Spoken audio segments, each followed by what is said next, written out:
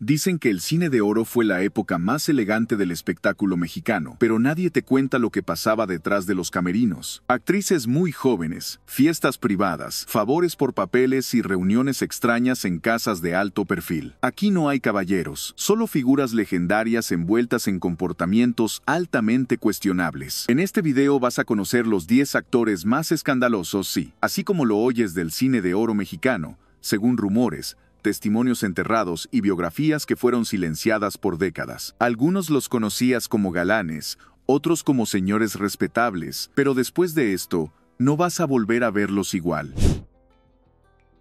Era el rostro del villano clásico, cejas arqueadas, voz rasposa, mirada intimidante. Miguel Inclán se convirtió en el símbolo del mal en el cine de oro, pero lo que pocos sabían es que su personalidad fuera de cámaras era igual o peor que la de sus personajes. Varios rumores de la época lo señalaban como un hombre que pedía más que talento a las actrices novatas. Se decía que durante los rodajes, especialmente en locaciones alejadas del centro, aprovechaba su estatus para establecer acuerdos privados con extras y coristas, muchas veces jóvenes e inexpertas. No hay denuncias formales, eran otros tiempos. Comentarios entre técnicos y maquillistas eran casi un secreto a voces. Incluso corría el rumor de que tenía predilección por las mujeres que interpretaban papeles secundarios, porque eran más fáciles de convencer a cambio de una escena con diálogo. Nada oficial, pero donde hay tanto humo, algo arde. Imponente, elegante y con una voz que imponía respeto, Carlos López Moctezuma fue el villano refinado del cine de oro. Pero tras esa fachada de nobleza teatral, circulaban historias que incomodaban incluso a sus colegas. Mientras en pantalla humillaba a los protagonistas con palabras duras, en la vida real tenía fama de poner nerviosas a muchas actrices jóvenes. Algunos testimonios lo describen como un hombre que observaba demasiado durante los ensayos. Actrices de reparto contaban que hacía preguntas personales fuera de lugar, siempre disfrazadas de interés artístico. Varias asistentes de dirección señalaban que insistía en revisar los castings femeninos personalmente, sobre todo cuando se trataba de roles menores. Nunca se le vio involucrado en un escándalo directo, pero el ambiente en los estudios era claro. Lo respetaban por su talento, sí, pero también por temor a caer en su radar. Como decían en los pasillos, con ese, mejor no estar a solas. ¿Quién sospecharía del tipo serio que siempre hacía de policía, capataz o guardia sin gloria? Manuel Dondé no era un galán, pero tenía una reputación que metía miedo entre bambalinas. Aunque su rostro pasaba desapercibido en el cartel, su comportamiento en los camerinos era el tema favorito de los chismes más oscuros. Varias actrices de reparto lo señalaban como insistente y directo, sobre todo cuando se trataba de jóvenes que apenas comenzaban. Se decía que proponía ensayos privados para mejorar la química en pantalla, y que incluso llegaba a regalar objetos llamativos a cambio de atenciones personales. Técnicos y peinadoras lo llamaban en voz baja el coleccionista, porque supuestamente conservaba fotos y recuerdos íntimos de varias mujeres que pasaban por el set. Nunca figuró en portadas por escándalos, pero su nombre siempre salía cuando alguien preguntaba quién era el actor que mejor sabía manipular desde las sombras. Galán serio, rostro adusto, voz profunda. Tito Junco era el tipo de actor que imponía respeto con solo aparecer en cuadro, pero detrás de esa imagen recta y profesional, circulaban historias muy distintas. Quienes trabajaban detrás de cámaras lo describían como reservado pero calculador, alguien que sabía exactamente cuándo y con quién mostrarse amable. Durante sus giras teatrales, más de una actriz joven terminaba quedándose casualmente en su misma pensión o compartiendo escenas donde él elegía la cercanía. ¿Qué tan lejos llegaban esos acercamientos? Según testimonios recogidos en biografías no oficiales, Junco tenía un método: invitar a ensayos nocturnos en habitaciones alquiladas con el pretexto de repasar guiones.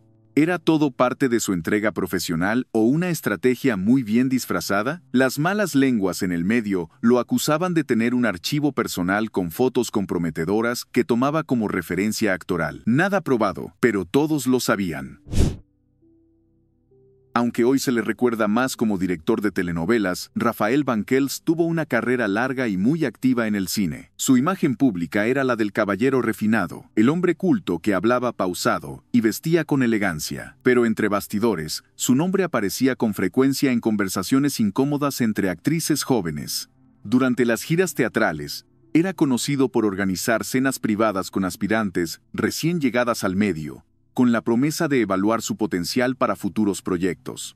Varias coristas y asistentes de producción decían que tenía una mirada que lo decía todo, y que insistía en hacer lecturas de guión en habitaciones de hotel, lejos del resto del elenco. ¿Era exigente con su elenco o simplemente aprovechaba su posición? El chisme más fuerte decía que prefería trabajar con mujeres sin experiencia, porque eran más manejables. Lo cierto es que muchas evitaban coincidir a solas con él.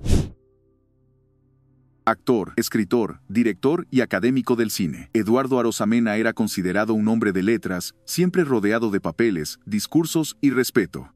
Pero entre los muros de la ANDA y en camerinos poco iluminados, comenzaron a circular historias que contrastaban brutalmente con su imagen intelectual. Varias actrices jóvenes afirmaban que tenía una forma muy peculiar de descubrir talento, casi siempre en ambientes cerrados y sin testigos.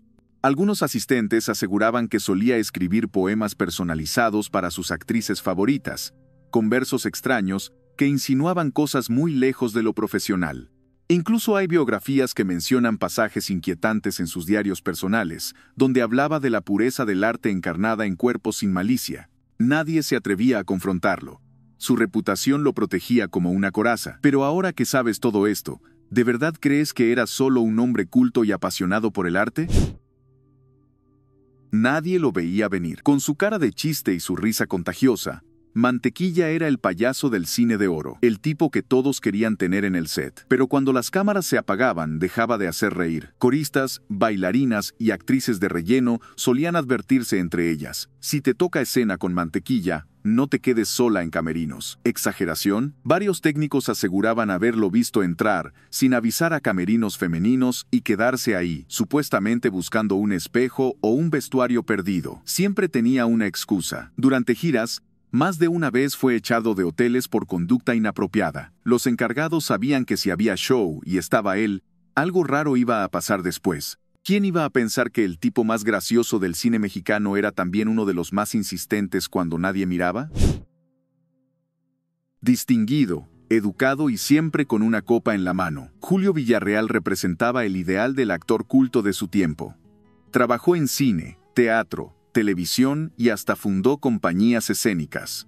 Pero en su círculo íntimo, corría otra versión muy diferente de su vida privada. Muchos decían que en su casa de Coyoacán, los fines de semana eran todo menos tranquilos. Actrices jóvenes, aspirantes desconocidas y uno que otro colega de confianza eran invitados a reuniones privadas con reglas extrañas y ambiente cerrado. ¿Y qué pasaba en esas reuniones? Nadie hablaba abiertamente, pero los rumores hablaban de juegos teatrales que no tenían nada que ver con libretos. Se le veía como un mentor, pero varios testigos afirmaban que usaba su autoridad para proponer favores encubiertos como pruebas de confianza. El mismo hombre que recitaba versos clásicos era, según sus conocidos más antiguos, un experto en manipular con elegancia. Rudo, intenso, irresistible. David Silva no solo fue ídolo del cine popular mexicano, también fue una figura que encarnaba la virilidad de su época. Papeles como boxeador, policía o rebelde lo convirtieron en un símbolo de fuerza, tanto en pantalla como fuera de ella. Pero detrás de ese magnetismo, había una reputación que incomodaba a muchas mujeres en el medio. Actrices de reparto decían que David no entendía la palabra no. En el set, se acercaba demasiado durante escenas que no lo requerían. En fiestas privadas, era conocido por competir con otros actores por ver quién conquistaba más invitadas, como si todo fuera un juego. Y según personas cercanas, tenía un carácter posesivo y explosivo cuando las cosas no salían como él quería. Algunos lo apodaban el Toro, no solo por su físico, sino por la forma en que embestía con palabras, miradas y silencios incómodos. Ser galán nunca fue su único rol. Siempre elegante, siempre correcto, siempre intocable. Joaquín Cordero fue durante años el estandarte del actor respetable. Nunca una polémica pública, nunca un escándalo directo. Pero en los círculos de producción más antiguos, Su nombre aparecía una y otra vez en los relatos más inquietantes. Según varios testimonios recogidos en biografías no oficiales, Cordero tenía una lista privada de actrices jóvenes a las que protegía, financiaba o lanzaba a la fama, siempre y cuando aceptaran ciertas condiciones personales. Se decía que organizaba reuniones privadas en una casa de la colonia Roma, donde lo que pasaba adentro no se hablaba afuera. Algunos lo describían como un círculo cerrado de figuras poderosas que intercambiaban más que consejos de actuación. ¿Realidad o mito? No hay pruebas grabadas, pero sí muchas coincidencias. Varias carreras despegaban tras esas visitas nocturnas, y cuando alguien intentaba hablar, simplemente dejaba de aparecer en los créditos.